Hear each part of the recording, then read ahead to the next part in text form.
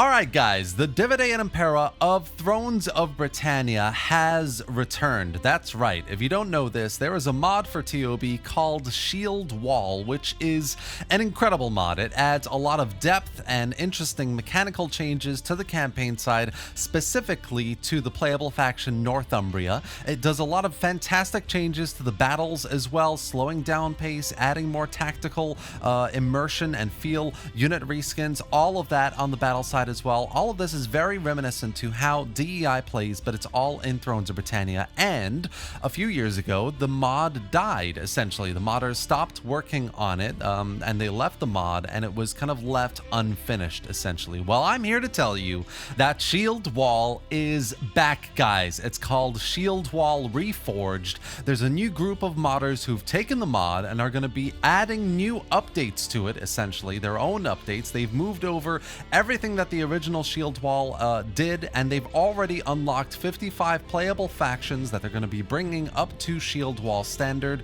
They're going to be doing a ton of work to update the UI, which they're already doing, add new traits to factions, which they're already doing as well. They're going to be fixing lots of commonly complained bugs and issues, features that can be better, rebalancing starts and start positions, rosters, etc., map work and battle maps, new faction missions, everything. This is a massive piece of news because this is probably the most popular mod for Thrones of Britannia. It always was, and it's back, guys. So we're going to talk about everything that you can expect in the near future, why you need to check this out next ASAP, because it's very exciting, and I think you're going to want to get back into Thrones of Britannia just for this mod. Just before we dive in though, guys, if you don't own Thrones of Britannia, you can pick it up right now with a massive 79% discount on Instant Gaming, a reputable game key reseller that I've been using for a little while now. They have a great roster of games with the rest of the Total War titles and DLCs on sale, huge sales,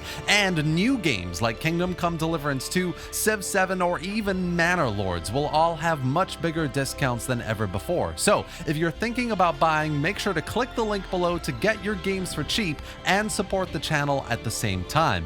Now let's get back to Shield Wall. So like I said, guys, there are 55 playable factions now in Shield Wall for Thrones of Britannia. The team are already working on updating various details here and there. Like you may have noticed, the faction selection screen map is new and completely different compared to the original Shield Wall. A lot of traits for factions are being worked on and updated as well. Lots of vanilla traits that weren't touched by the original team are being updated and balanced across the board as well. But out of all of these, of course, the completed faction that is ready to play right now up to Shield Wall standard is still Northumbria. So this was the faction that the original mod team worked on to bring basically up to the standard they wanted for all factions in the mod. It's got the correct and balanced starting economic, diplomatic systems and positions, standings. It's got the unit roster pretty much completed and balanced as well. It's got the redone characters,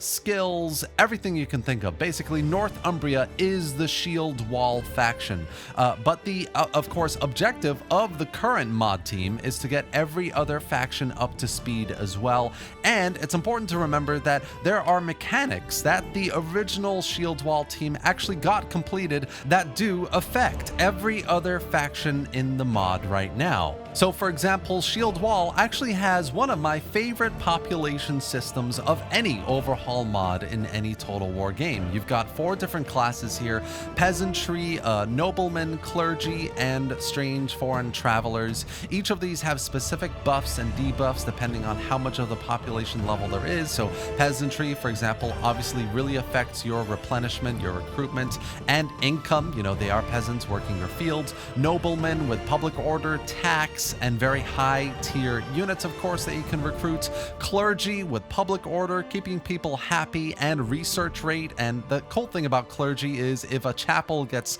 sacked, for example, then the clergy population starts disappearing in that province. So it's a really cool, interesting, in-depth system. And you've also got strange travelers, which allows you to recruit foreign units, so Vikings, into your armies. And obviously, you know, all these classes feed into your recruitment generally early, so you need peasants for your lower tier units, noblemen for your higher tier units. Clergymen, I actually don't think that's the only class you you don't need. But obviously foreign travelers as well, if you want to get some Vikings in your army as well. It's a really cool in-depth population system that ties in with your economy system, diplomacy, you know, various buildings, especially in your province as well. Raiding affects your population level within peasants. Like I said, chapels getting destroyed will destroy your clergymen and all of that. So it's a really, really great population system all around. But there are loads of other mechanics that have been changed up for all factions. I mean, traits specifically for Northumbria are complete, but there are elements of these for other factions that are playable. Seasonal effects have been changed up, and these obviously impact every other faction in various different ways as well, depending on economy systems, what you're building up, etc., and the kind of degree of the seasonal changes that are occurring. Events, you know, dynamic events that you can engage with. Some of these are present in other factions. Characters that have been changed up as well. The technology tree is basically completely redone for Northumbria, but other factions have elements of technological impact and changes as well. Especially the economy system has been changed up across the board. One of the main aspects, of course, of Shield Wall, though, that and you know, if you're a Thrones of Britannia player, you've played it before, you know that the battles here are incredibly impressive. I think balance-wise, Thrones probably has the most interesting and realistic battling of any Total War game when it comes to these kinds of time periods. But Shield Wall takes it to a new level. You know, I love siege battles in Thrones of Britannia. I love land battles here, but Shield Wall slows the pace down even more. There's a lot more realism, challenge, tactical gameplay, proper roles for different types of units on the battlefield as well. And I guess, you know, one of my kind of complaints about vanilla Thrones of Britannia was unit diversity, but that is far removed when you're playing with Shield Wall. Units actually do have roles, you know. You actually have to be decisive in your thinking, your planning, your strategy, getting around the enemy, having that frontal defense, having impactful cavalry. Positioning makes a difference. Elevation, terrain, weather. It's a brilliant mod that does a lot for Thrones of Britannia, especially from the battle side of things.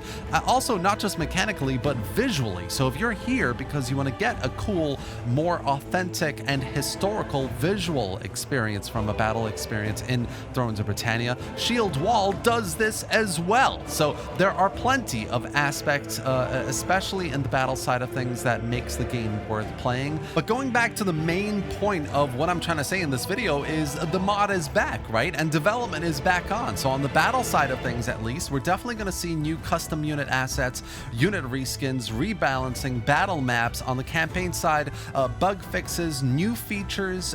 You know, small towns are going to get overhauled with new battle maps specifically, and garrisons, which is really going to affect the dynamic of the campaign in Shield Wall. We're going to get new UI. We're going to get a decrees rework and implementation for all new factions, rebalancing of all new kind of factions and start positions as well, especially a map rework. So the campaign map might expand south, for example, to include the north of France, just like Caesar and Britannia, and lots of other changes as well. There's plenty of interesting plans. The mod team looks really passionate, and they're already doing a lot of work. They've you know, changed up the faction selection screen a little bit, and they're doing new traits, fixing certain bugs here and there. So work is already on the way.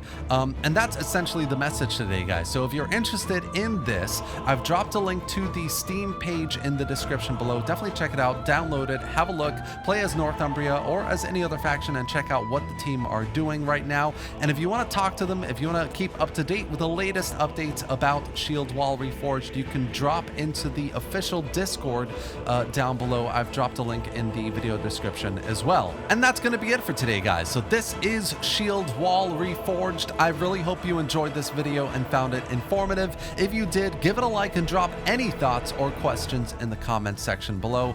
Subscribe to the channel for more mod videos, mod spotlights, and news videos just like this. And thanks for watching, guys. I'll see you next time.